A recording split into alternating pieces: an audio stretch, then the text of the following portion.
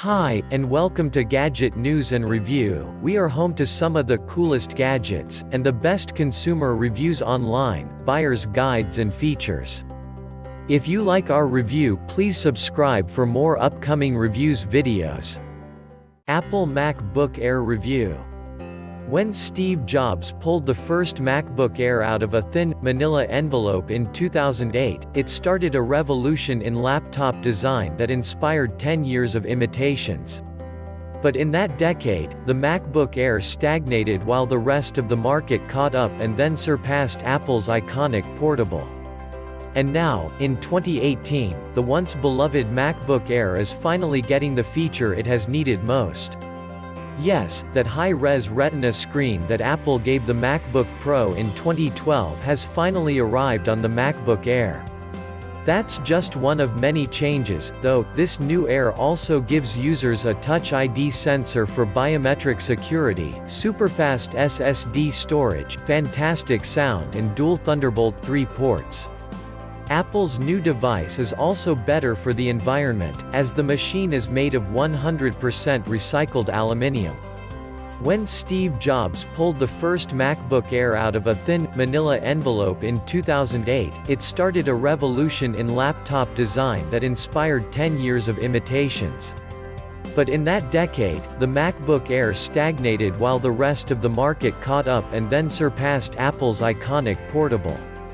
And now, in 2018, the once beloved MacBook Air is finally getting the feature it has needed most. Yes, that high-res Retina screen that Apple gave the MacBook Pro in 2012 has finally arrived on the MacBook Air. That's just one of many changes, though. This new Air also gives users a Touch ID sensor for biometric security, superfast SSD storage, fantastic sound and dual Thunderbolt 3 ports. Apple's new device is also better for the environment, as the machine is made of 100% recycled aluminium. The Air's overall performance may not stack up well against that of similar Windows laptops, but this might not matter as much for those firmly ensconced in macOS.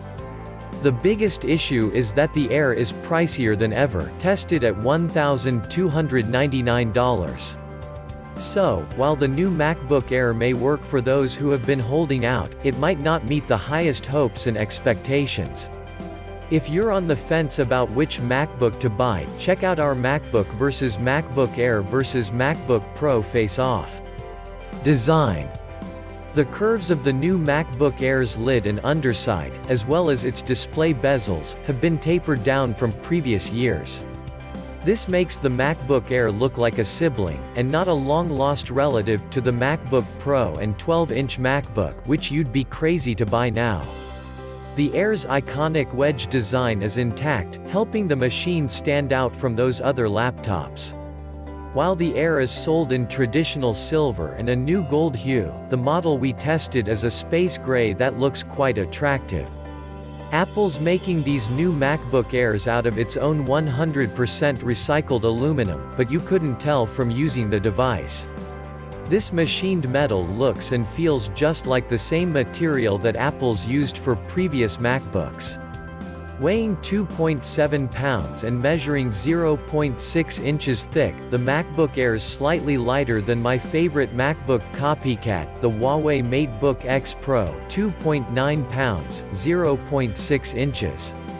The new Air is similar in size to the Microsoft Surface Laptop 2, 2.7 pounds, 0.6 inches, and the Dell XPS 13, 2.7 pounds, 0.5 inches, but the HP Spectre 13, 2.4 pounds, 0.4 inches, is both lighter and thinner than Apple's machine.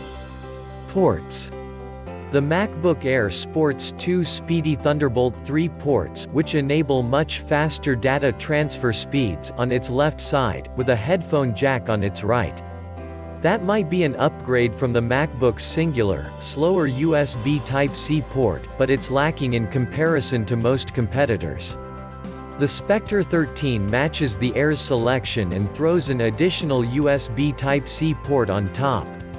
The XPS 13 also offers dual Thunderbolt 3 ports and adds a micro SD reader and a USB Type-C port. The Surface Laptop 2 is laughably bad on ports, with one type A USB 3.0 port and a mini DisplayPort. Arguably the best set of ports comes from the MacBook X Pro, which I wanted Apple to imitate. Huawei's laptop packs two reversible Type-C ports, only one is a Thunderbolt 3, a headphone jack and one of those familiar, boxy, Type A USB 3.0 ports. You know, the port that practically every accessory and cable today is made for, which forces you to pay up for an adapter if your laptop doesn't have it. Touch ID and T2 chip. In the top right corner of the keyboard, you'll see a Touch ID fingerprint reader, which I found works great for unlocking the MacBook Air and signing into 1Password, my preferred password manager. Thankfully, Apple's giving users the power of this biometric sensor without burdening them with the touch bar that accompanies Touch ID on the company's MacBook Pros. On top of sporting Touch ID, this is the first MacBook Air with the T2 security chip that Apple's adding to as many macOS machines as it can, including the Mac Mini. Not only does this chip provide Apple's secure enclave technology for storing the fingerprints used in Touch ID, but it also enables on-the-fly data encryption, so your SSD's data is encrypted by default. This chip also allows for touch-free "Hey, Siri" activation, which worked well when I checked the weather. How much does the MacBook Air cost? Pricing and configurations. Starting at $1,099, formerly $1,199, the price was changed on July 9. The MacBook Air ain't cheap. It also sells at a notable price hike from the previous Gen Air, which started at $999. What do you get for that $1,099? Apple's starting configuration packs 8GB of RAM, 128GB of SSD storage and a Core i5-8210Y processor. To get the model we tested, you'll spend an extra $200 for a bump up to 256GB of storage, which is the minimum amount of local storage I'd recommend. Display. The 2560 by 1600 pixel Retina display is the true star of the new MacBook Air, offering crisp detail and solid colors. As I watched the first episode of The Chilling Adventures of Sabrina, I noted rich reds in her jacket, lush green foliage in a creepy forest and vibrant pink neon at a movie theater. The July 2019 update to the MacBook Air added a True Tone display that adapts to ambient lighting, which we've seen in the 2019 13-inch MacBook Pro as well this year's 15-inch MacBook Pro. Inky black spiders in the opening credits looked so dark that I wondered for a second if this notebook was using an OLED display. It's not. As I watched a 4K video of the Colorado Rockies and a nearby pond, I noted tons of detail, including tiny ripples in the water and small, sharp, jagged rocks at the tops of the summits.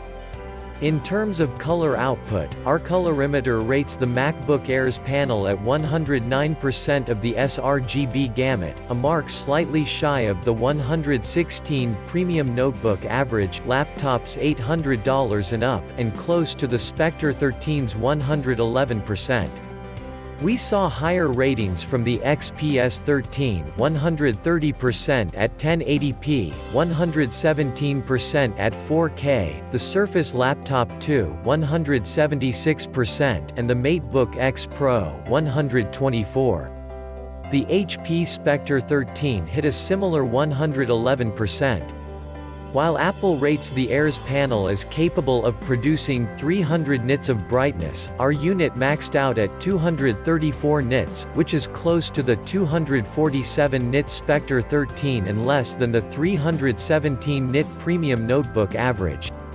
We found brighter screens in the XPS 13, 372 nits at 1080p, 415 nits at 4K, the Surface Laptop 2, 321 nits, and the MacBook X Pro, 458.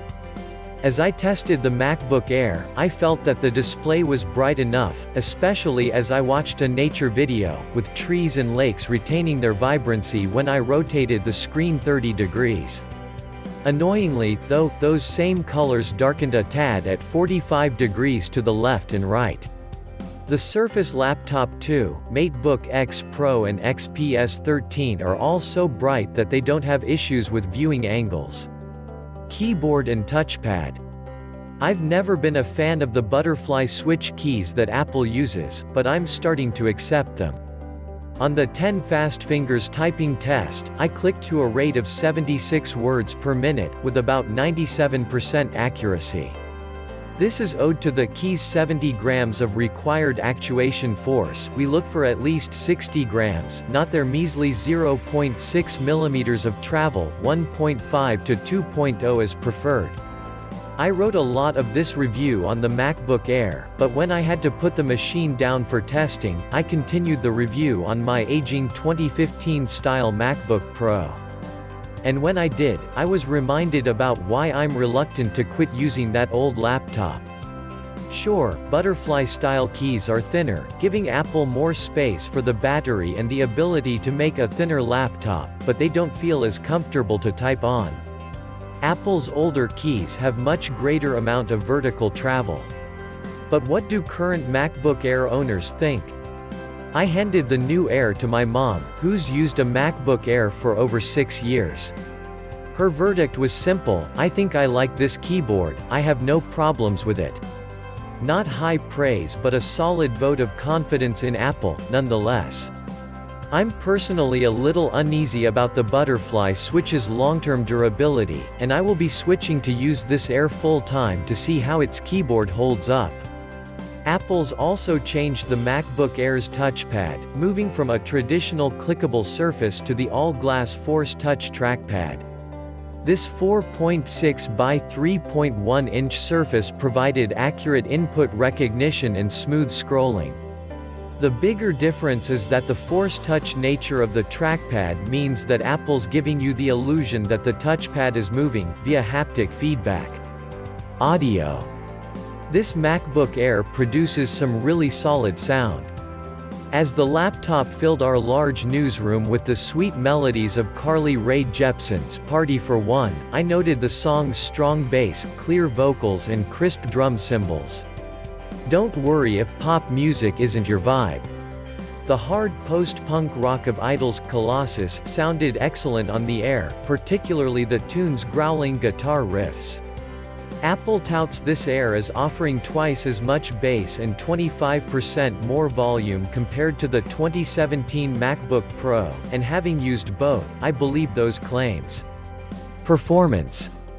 When I discovered that this MacBook Air runs on an Intel Core i5-8210Y processor, blaring sirens went off in my head. Y-series processors are known for offering less than premium performance, as was found in the decidedly meh 12-inch MacBook. Yes, the Air may not be Apple's pro-grade laptop, but with its $1,099 starting price, which includes 8 GB of RAM, it's a premium-level product. So, I went about testing this machine with a strong eye toward its performance, both on synthetic tests and in everyday use, to see if I could rely on it as my everyday work machine. I'm not editing movies or dealing with heavy Photoshop files, but can this machine live up to the standards that journalists have relied upon? The MacBook Air spent many years being the laptop seen in the hands of writers at press events. I think the answer is yes, fortunately enough. I saw minimal pauses as I moved between apps and web pages after I'd opened 17 Safari tabs, 5 Chrome tabs, including the Google Doc for this article, a YouTube video and Netflix, iTunes, Messages, Photos, syncing my 80,000-plus iCloud photo library, and Mail. The MacBook Air stayed responsive as I loaded TweetDeck, Pixelmator and Bear, 3 of the other apps I use more than any other on my Mac. Then, I used Continuity Camera, one of macOS Mojave's best new features, to easily drop a photo into a new email, and I chuckled as it all happened without a pause, even with all that stuff open in the background. That much multitasking gives me confidence in the MacBook Air, which every journalist needs with their hardware. The one downside was that the fans on the Air had spun up pretty loud when I was doing all of that, but they quieted down when I stopped moving between apps so quickly and stuck with Chrome, Pixelmator and Messages. My Y series concerns reared their head when the MacBook Air notched a 7,871 on the Geekbench 4.3 general performance benchmark, achieving about 2/3 of the 12,230 category average. We saw higher scores from similarly priced PC laptops that sported faster U-series processors, including the Core i5-8250U-based XPS 13 9370 13254, the Core i7-8550U-based Spectre 13 13090, the Core i5-8250U-based Surface Laptop 2 12744, and the Core i7-8550U-based MacBook X Pro 13769. All of these PCs were tested with 8 GB of RAM, except the MacBook X Pro, which had 16 GB of memory. The MacBook Air looks to make up for that performance weakness with amazing SSD performance, as the Blackmagic disk test clocked the write speeds on the Air's 256 GB SSD at a blistering 2.1 GB per second. To put that in perspective, the category average for premium laptops is 500.1 MB per second. The SSDs in the XPS 13, HP Spectre 13, Surface Laptop 2 and MacBook X Pro all performed at rates from 203 to 508 Mbps, which is a fraction of what Apple's laptop pulled off. The MacBook Air took a long time of 3 minutes and 26 seconds to complete our Excel VLOOKUP test, which matches 60,000 names to addresses, a time more than twice as long as the 134 category average. The XPS 13 108, Surface Laptop 2 115, and MacBook X Pro 149 all turned in faster run times. The MacBook Air also stumbled on our Handbrake video conversion test, taking 37 to 24 to transcode a 4K video to 1080p, 50% longer than the 2108 premium laptop average. The XPS 13 1817, Surface Laptop 2 1730, and MacBook X Pro 27 to 18 each took less time. On November 8, the day after the MacBook Air's November 7 release, Apple issued the macOS Mojave 10.14.1 supplemental update for MacBook Air 2018.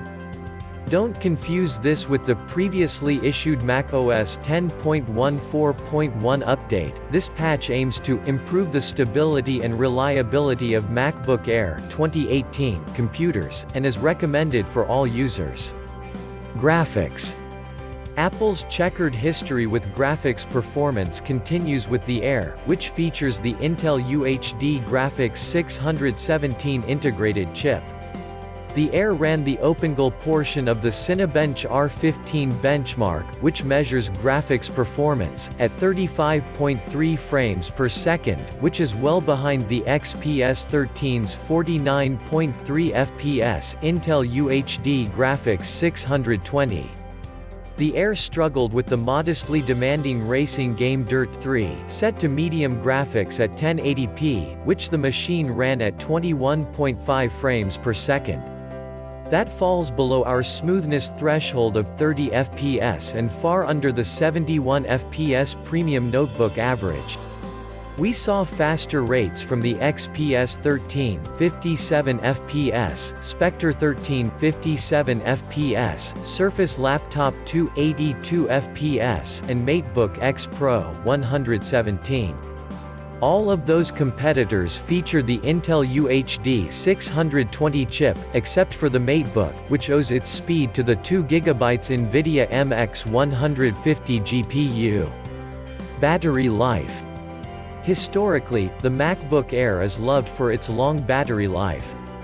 This year's model lasted a solid 9 hours and 32 minutes on the laptop mag battery test, web surfing at 150 nits, beating the 809 premium notebook average. However, that run time is below the up to 12 hours of wireless web that Apple touts and less than the 9:55 time from the MacBook X Pro. XPS 13 owners get more life with a 1080p screen 1159 and shorter life with a 4K display 823. The Spectre 13 516 lasts less time, and the Surface Laptop 2 922 was slightly behind the MacBook Air. Webcam. Prospective MacBook Air owners should expect grainy but functionally acceptable image quality from the laptop's 0.7 megapixel webcam. The selfie I shot in photo booth provides correct colors for my blue knit cap, my dark gray shirt and the green bar behind me, but the image itself is quite soft, and far from crisp. I'd still take this camera over those of the Air's competitors, as the webcam is placed in the middle of the top bezel. You might think that's unimportant, but the XPS 13 and MacBook X Pro feature cameras in the bottom bezel of their screen and keyboard, respectively, so they're facing you from beneath, making for awkwardly angled photos. Heat. Apple's 100% recycled aluminum chassis gets warm, but not too hot.